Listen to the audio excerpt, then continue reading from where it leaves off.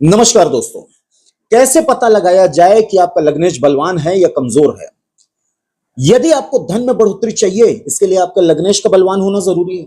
लोगों से अच्छे रिलेशन चाहिए तो आपके लग्नेश का अच्छा बलवान होना जरूरी है। जीवन में सुख सुविधा ऐशो आराम अच्छा व्यापार चाहिए तो आपके लग्नेश का बलवान होना जरूरी है। जीवन में प्रेम चाहिए, अच्छा जीवन जीना है तो लग्नेश का मजबूत होना जरूरी है। अच्छी जॉब चाहिए, अच्छा बिजनेस चाहिए, अच्छी सफलता चाहिए, इन सभी चीजों के लिए आपका लग्नेश का मजबूत होना और बलवान होना बहुत ज्यादा जरूरी है। अब सबसे पहले यह समझना होगा कि लग्नेश है क्या चीज। तो लग्नेश मतलब आप खुद होते हो। लग्नेश आपका शरीर होता है, आपका स्वभाव होता है, आपका विचार होता है, आपकी सोच होती है, आपका स्वास्थ्य होता है, आपकी बुद्धि होती है, आपके शरीर की बनावट होती है। अब कैसे जाने कि लग्नेश कमजोर है या बलवान है? आपकी जन्म कुंडली का फर्स्ट हाउस यही होगा, ठीक है ना। यहां 1 से लेकर के 12 के बीच में कोई भी नंबर लिखा हो, आपका फर्स्ट हाउस यही होगा, ठीक है। अब मान लीजिए, उदाहरण के लिए आपको बता रहा हूं कि इस जगह पे आपके फर्स्ट हाउस में 6 नंबर लिखा है। अब 6 नंबर कन्या राशि, कन्या राशि के मालिक होगा बुध देव, बुध देव होगा आपके लग्नेश, ठीक है ना। अब कैसे जानेंगे कि आपका लग्नेश कमजोर है या बलवान है? इसके लिए सबसे पहले आपको देखना होगा कि आपका लग्नेश केंद्र में बैठा है या त्रिकोण में बैठा है, ठीक है ना। अब सभी लोगों के दिमाग में एक सवाल आ रहा होगा कि केंद्र क्या है, ठीक है ना। तो फर्स्ट हाउस केंद्र होता है, फोर्थ हाउस केंद्र होता है, सेवेंथ हाउस केंद्र होता है और 10th हाउस केंद्र होता है, ठीक है। अब अगर आपका लग्नेश बुध देव जो है वो फर्स्ट हाउस में, फोर्थ हाउस में, यहां 7th हाउस में या 10th हाउस में बैठे हैं तो शुभकामनाएं आपको, आपका लग्नेश बलवान है। लेकिन सिर्फ इतना ही देख के नहीं पता लगाना है, और भी बड़े सारे स्टेप्स हैं, ठीक है ना। अब सेकंड स्टेप, मान लीजिए आपका लग्नेश केंद्र में नहीं बैठा है, त्रिकोण में बैठा हुआ है। अब त्रिकोण क्या है, सबके मन में सवाल आ रहे होंगे। तो फर्स्ट हाउस को त्रिकोण भी कहा जाता है, ठीक है। 5th हाउस को भी त्रिकोण कहा जाता है और 9th हाउस को भी त्रिकोण कहा जाता है, ठीक है ना। फर्स्ट हाउस को केंद्र और त्रिकोण दोनों की संज्ञा मिली हुई है। 5th हाउस त्रिकोण है, 9th हाउस त्रिकोण है। अब मान लीजिए आपके लग्नेश फर्स्ट हाउस, 5th हाउस और 9th हाउस में बैठे हुए हैं। ऐसे कंडीशन में भी आपको शुभकामनाएं कि आपका लग्नेश स्ट्रांग है, ठीक है ना। अब मान लीजिए कि यही लग्नेश आपकी जन्म कुंडली के 6वें हाउस में बैठ गए, 8वें हाउस में बैठ गए, 12वें हाउस में बैठ गए। ऐसे कंडीशन पे इसे बलवान नहीं माना जाता, ये प्राय प्राय खराब रिजल्ट ही देंगे, ठीक है ना। इसे अच्छा नहीं माना जाएगा। सेकंड बात, अब कुछ हाउसेस तो अभी भी छूटे ही हुए हैं। मान लीजिए कि आपका लग्नेश जो है वो आपका सेकंड हाउस में बैठ गया है, ठीक है ना। तो इसे बहुत अच्छा भी नहीं माना जाएगा, बहुत बुरा भी नहीं माना जाएगा, इसको न्यूट्रल समझा जाएगा।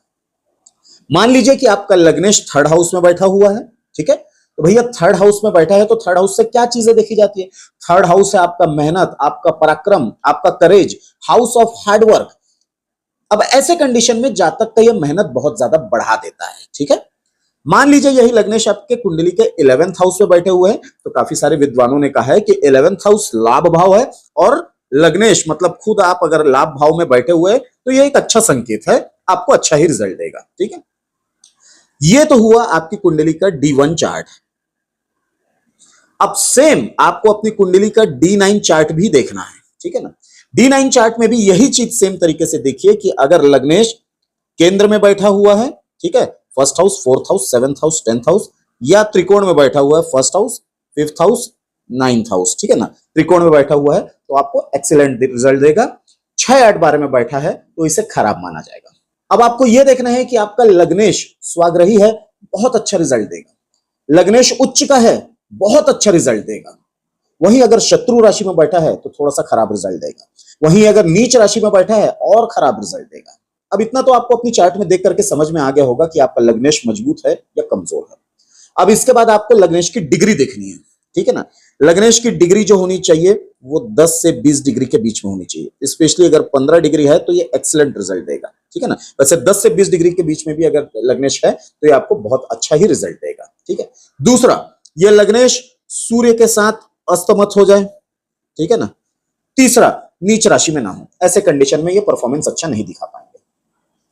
अब अगर देखा जाए तो मेरे ख्याल से मोटे मोटे तौर पर आपको समझ में आ गया होगा कि आपका लग्नेश कमजोर है या बलवान है। अब खराब या कमजोर लग्नेश के लक्षण क्या होते हैं?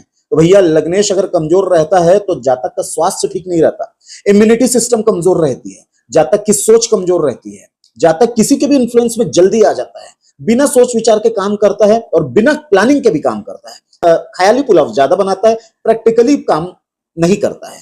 मन का कमजोर होना, डिसीजन मेकिंग पावर में कमी आना। अब इतनी बातें तो हो गई हैं और आपको पता भी लग गया होगा मोटे मोटे तौर पे कि आपका लग्नेश कमजोर है या बलवान है। अब बलवान है तो बहुत अच्छी बात है, और अगर कमजोर है तो इसे पावर कैसे दें? तो भैया लग्नेश हमेशा आपको शुभ रिजल्ट ही देगा। इसके लिए अगर आपका लग्नेश कमजोर है तो आप उसका स्टोन धारण कर सकते हैं। ध्यान रखने वाली बात यह है कि मार्केट में स्टोन को लेके बहुत सारी धांधली स्कैम बहुत होते हैं, इसलिए हमेशा जहां से भी स्टोन लो lab tested lab certified stone ही लो, ताकि जहां तक हजारों रुपए खर्चा कर रहा है अगर स्टोन के लिए तो उसे ऑथेंटिक स्टोन मिले जो कि असर भी अच्छा दिखाए। ये आपके कमजोर लग्नेश को थोड़ा सा पावर देगा और बहुत अच्छे तरीके से आपका लग्नेश परफॉर्म करेगा। तो दोस्तों उम्मीद करता हूं कि इस वीडियो में आपको समझ में आ गया होगा कि आपका लग्नेश कमजोर है या बलवान है, और अगर कमजोर है तो उसे पावर कैसे देना है। ठीक है, आज के वीडियो में इतना ही, मिलते हैं अगले वीडियो में। नमस्कार।